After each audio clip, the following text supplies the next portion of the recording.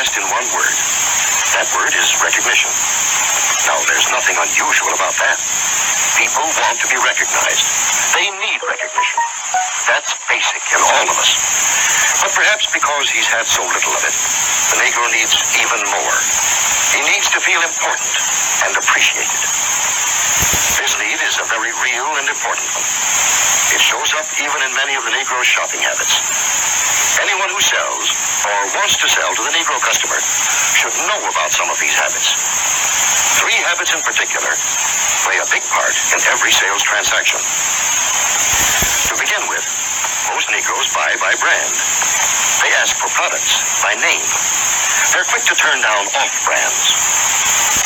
Buying by brand, that's the first important Negro buying habit. Now for the second. The Negro buys good quality merchandise. Symbols of quality and prestige are very important to the Negro customer.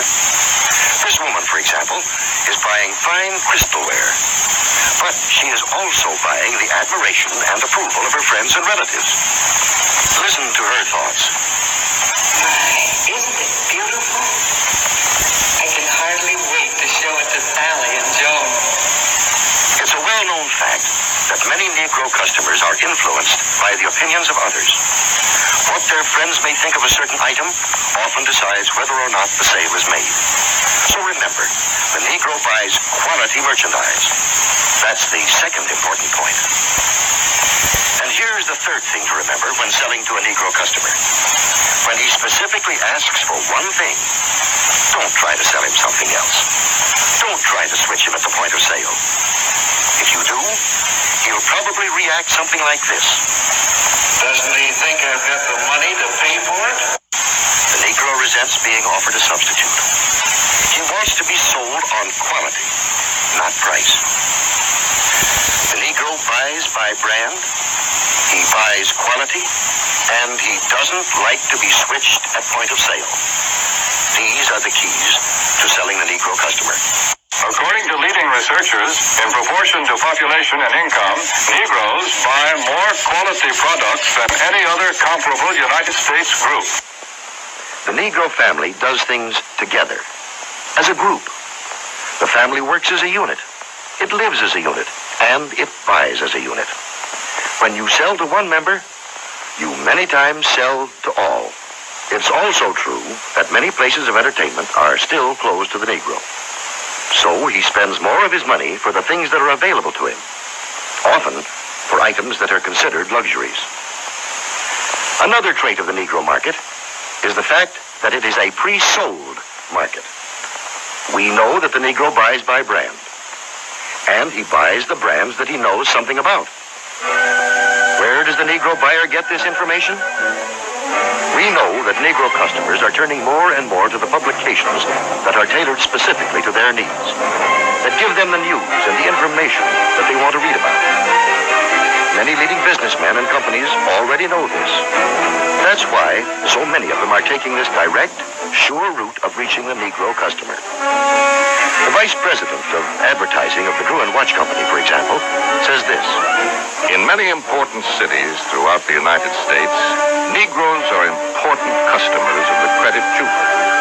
Therefore, it seemed that Ebony magazine would be a very important advertising medium for us. We would say it was very well received, and from our viewpoint, a very successful campaign. From the Remington Rand Company comes this statement. Our records show that advertising in Ebony has been effective in many ways. As all good advertising should, it has built a terrific amount of goodwill and has brought a volume of sales and sales inquiries.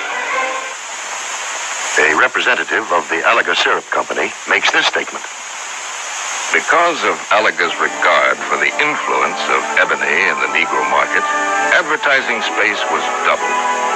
Alaga's long experience in selling to Negroes now takes the most direct route to its best customers, reaching Ebony's 2.5 million audience in every issue. And here are the statements of still other business leaders. The Yes, many business leaders are discovering the most direct and most efficient way of reaching the new Negro market. Look here at the results of the same advertisement in two different publications, Ebony and another general magazine. You can see that proportionately, more men and women read the ad in Ebony than the one in the other magazine. And they did a better job of remembering it, too. A greater percentage of readers noted, associated, and remembered the ad in Ebony. But now, wait a minute. If the Negro market is so big and easy to reach, why aren't more companies going out after it? Well, often because of the feeling that there's something entirely different, unusual about selling to the Negro. But is it really so different? What do salesmen say? The successful salesmen who do a good job of selling in Negro communities. How do you go about getting the order? How do I get the order? Well, to tell you the truth, I don't do anything. Anything different, that is. I've been calling on these accounts long enough to know that the Negro just wants to be treated like everybody else. No matter who you're calling on, a little friendliness and courtesy help a lot. But naturally, anybody resents being patronized or talked down to.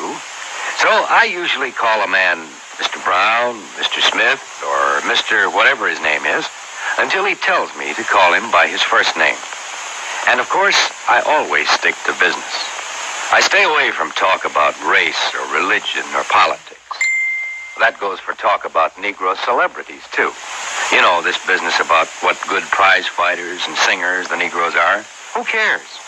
When a guy's in business, no matter what color his skin is, he's interested in making a living, in making money. That's uppermost in his mind. I guess maybe what I'm saying is that I try to help any way I can. Sometimes with displays or ad materials, or an idea once in a while. The important thing is that if it helps push sales for the dealer, it helps push them for me, too.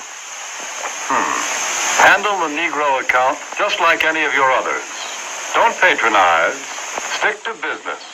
Get interested in the account. Pitch in and help any way you can. Sounds like pretty good sales advice. That's the secret of selling the Negro. Well, how about it? What do you think of this new market? It can open new outlets for you and for everybody who sells goods or services. It's still possible to get in on the ground floor when this market is just beginning to grow and to expand. The facts and the figures that we see here are just a small sample of what they promise to be next year and the years after that. Yes, here are men and women with money to spend, and they spend it for exactly the same things as you and I and everyone else. They buy almost every type of product and service that you have to offer, and they can be reached like everyone else through publications that appeal to their interests and desires, that deliver the kind of loyal readership that can be proved both in surveys and in down-to-earth sales. Here is a ready-made market waiting to be asked to buy.